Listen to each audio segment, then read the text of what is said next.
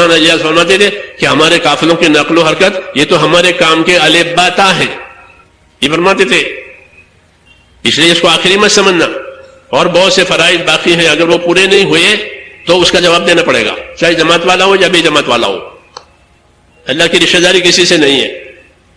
مولانا الیاس صاحب یہ فرماتے تھے کہ میری تمنا ہے کہ ہر مسلمان جو مالدار ہے اپنی زکوٰۃ پوری علماء سے پوچھ کر ادا کرے. کتنے مالوں میں زکوٰۃ ہے، کتنی زکوٰۃ ہے، کب ہے، کس کو دینا ہے. لیکن زکوٰۃ کا شوق نہیں ہے، زکوٰۃ کا جذبہ نہیں ہے. حج بھی بہت کریں گے، عمرے بھی بہت کریں گے، حالانکہ حج پوری عمر میں ایک ہی مرتبہ فرض ہے. حج کتنی مرتبہ فرض ہے؟ کیوں بھائی؟ حج ایک ہی مرتبہ، اور زکوٰۃ ہر سال فرض ہے، ہر سال. تو نفل حج ہوں گے اور فرض زکوٰۃ ادا نہیں ہوتی. یہ جذبے کا نام دین، جذبے کا نام دین نہیں، طریقے کا نام دین.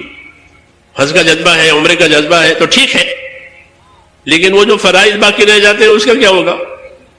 وہ تو اللہ کا حق ہے اور مسکینوں کا بھی حق ہے. وہ حق تو مارا گیا، عورتوں پر بھی مردوں پر بھی. اور کتنی لائنوں کے مالوں کی زکوٰۃ ہے وہ علماء سے پوچھو. خالی کیش پر زکوٰۃ نہیں ہے کہ بھئی کیش کی زکوٰۃ دے دی یا کوئی چندے والے آئے تو اس کو دے دیا. یہ بھی غلطی ہے کہ اپنی زکوٰۃ کو، اپنے صدقے کو غریب کی ضرورت سمجھتے ہیں. غریب کی ضرورت نہیں ہے، آپ کی ضرورت ہے. غریب کی ضرورت نہیں ہے تو کس کی ضرورت ہے؟ یہ مالدار کی ضرورت ہے. جیسے دھوبی سے کپڑے دھلواتے ہو، دھوبی کی ضرورت نہیں ہے، آپ کی ضرورت ہے. دھوبی سے کپڑے دھلواتے ہیں نا، تو دھوبی کی مدد کے لیے دھلواتے ہو، تو کس کے لیے؟ اپنے لیے. ہمارے کپڑے پاک ہوں گے، اس طرح وہ مال پاک ہو جائے گا جس میں سے زکوٰۃ نکلی. نہیں تو وہ مال ناپاک ہے، اس میں میل ہے، لوگوں کا حق ہے اندر، وہ کھا جاتے ہیں زکوٰۃ نہ دینے کی وجہ سے، اسے کھا جائیں گے. یہ حق ہے اللہ کا. تو عمروں کا شوق، حجوں کا شوق ٹھیک ہے، لیکن ذمہ داری پوری نہیں ہوگی. شوق پورا ہوگا، ثواب ملے گا، میں اسے انکار نہیں کرتا، لیکن زکوٰۃ نہیں دی ہے تو کہ اس کا بڑا عذاب ہے. ہاں، پائی کی زکوٰۃ ایسی واجب ہے جیسے 4 فرض ہے تو ہر رکعت فرض ہے. یہ نہیں کہ 3 رکعت پڑھ لی رہ گئی تو 4 بھی نہیں ہوئی. زور کی 4 میں سے 3 پڑھے، 1 چھوٹ گئی تو 4 بھی نہیں ہوئی. ہاں، کہ مال کی نعمت ہے، کہ اس میں حق ہے. ایمان تازہ ہوتا ہے تو اس حق کو خوشی ادا کرے گا، خوشی. کیوں؟ کہ اللہ نے مجھے مالدار بنایا. اللہ غریب بناتا تو دوسروں کی زکوٰۃ کھانی پڑتی، دوسروں کا صدقہ کھانا پڑتا، دوسروں کی خیرات کھاتا.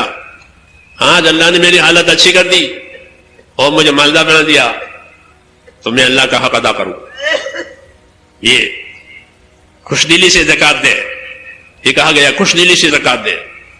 تو صحابی کے پاس زکوٰۃ وصول کرنے والا آدمی آیا کہ آپ کے جانوروں میں زکوٰۃ واجب ہے کہ کتنی؟ تو انہوں نے ایک عمر کا جانور بتایا کہ اتنی عمر کا جانور، اتنی عمر کا اونٹ آپ دیں گے. اونٹوں کی زکوٰۃ کا حساب ہے خاص کتابوں میں.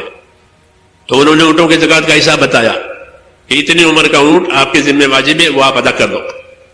تو وہ صحابی کہہ رہے ہیں کہ جس عمر کا اونٹ آپ مجھے بتا رہے ہیں وہ تو چھوٹی عمر کا ہوگا، وہ کیا کام دے گا؟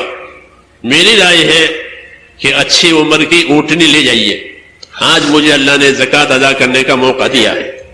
حضور صلی اللہ علیہ وسلم مجھ سے زکوٰۃ وصول کر کے اپنے پاس تو رکھیں گے نہیں، کسی غریب کو دیں گے. تو اگر آپ اچھی عمر کی اونٹنی لے جاؤ گے تو وہ دودھ بھی دے گی، غریب کے بچے کھائیں گے اور سواری کا کام بھی دے گی. تو غریب کا کام ہو جائے گا، سفر میں بھی اور حضر میں بھی. کہ گھر پر ہوگا تو دودھ پیے گا، سفر پیش آئے گا تو سواری کرے گا. اس لیے بڑی عمر کے لے جاؤ، یہ تو چھوٹا ہے، اسے پالنا پڑے گا. یہ کہہ رہے ہیں جتنا واجب ہے اس سے زیادہ، چونکہ شریعت ہے. انہوں نے کہا کہ فرض میں زیادتی نہیں ہوتی، جتنا واجب ہے وہی کیا جائے گا. جب مغرب کی 3 ہے تو 3 رکعت پڑ جائے گی، چوتھی نہیں. فجر کی 2 ہے تو 2 ہی پڑ جائے گی، تیسری نہیں. اس لیے جو واجب ہے میں اس سے زیادہ نہیں لے سکتا، یہ فرض ہے. شریعت کو جانتے تھے، مسائل کو بھی جانتے تھے، فضائل کو بھی جانتے تھے. ہماری طرح سے نہیں ہے، فضائل یاد ہے، مسئلہ یاد نہیں ہے تو عمل غلط ہوگا، فضیلت نہیں ملے گی. فضیلت اس وقت ملے گی کہ جب عمل کو صحیح کرے، اور عمل صحیح کرنے کے لیے مسائل جاننا ضروری ہے. پھر مسائل اور فضائل دونوں جمع ہو جائیں گے کہ عمل بھی صحیح ہو گیا, پوری فضیلت ملے گی. مولانا یوسف صاحب اس کی تاکید کرتے تھے کہ اپنی عبادت میں مسائل فضائل جمع کرو. اب وہ بات نہیں کہی جاتی, اس لیے لوگ مسائل سے بھی خبر ہے, عمل الٹے سیدھے ہوتے ہیں. وہ مسائل سے واقف تھے کہ میں زیادہ نہیں لے سکتا, یہ فرض ہے, فرض میں زیادتی کرنے کا حق بھی نہیں, کم کرنے کا بھی حق نہیں. نصیب مفروضہ, ایک حصہ ہے مقرر کیا ہوا, اس میں کم زیادہ نہیں, اس لیے میں زیادہ نہیں لے سکتا. کہ میں خوشی سے دے رہا ہوں, کوئی زور زبردستی آپ کی طرف سے نہیں ہے, میں تو اللہ کے شکر میں دے رہا ہوں. آج مجھے اللہ نے مال دیا, اور آج اللہ کے نبی کا آدمی میرے پاس زکوٰۃ وصول کرنے آیا, یہ میری سعادت ہے. اس نے کہا پھر بھی نہیں. اگر آپ کو اصرار ہے تو رسول صلی اللہ علیہ وسلم کا قیام یہاں قریب میں ہے, وہاں چلو, وہیں مسئلہ رکھو. اگر حضور منظور فرماویں تو مجھے کوئی اعتراض نہیں, ورنہ مجھے زیادہ لینے کا حق نہیں ہے. سب مسائل والے, سنت شریعت پر عمل کرنے والے, جانتے بھی تھے مسئلہ, بتاتے تھے بھی مسئلہ.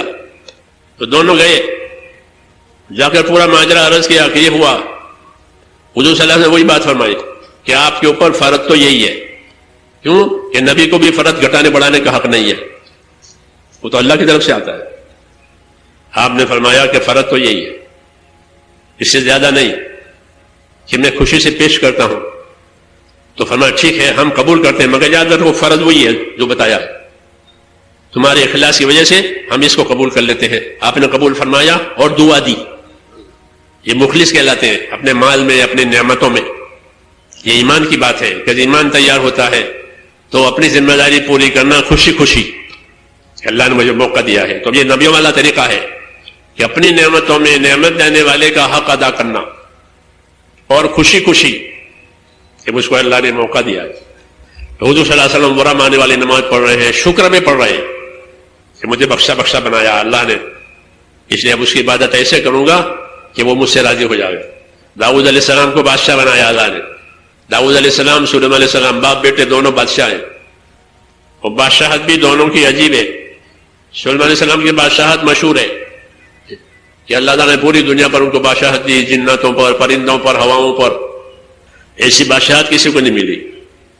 داؤد علیہ السلام ان کے باپ ہیں, اللہ نے ان کو بادشاہ بنایا. بنی اسرائیل کا ایسا بادشاہ کوئی نہیں بنا, نبی بھی ہے اور بادشاہ بھی ہے. اور بنی اسرائیل کے ایسے بادشاہ ہیں کہ سارے بنی اسرائیل ان کی بادشاہت پر متفق ہو گئے تھے, ورنہ بنی اسرائیل کبھی نبیوں پر متفق نہیں ہوتے. ہمیشہ نبیوں سے کھینچان ان کی رہتی ہے, بنی اسرائیل کی نبیوں سے کھینچان, اپنے نبیوں سے.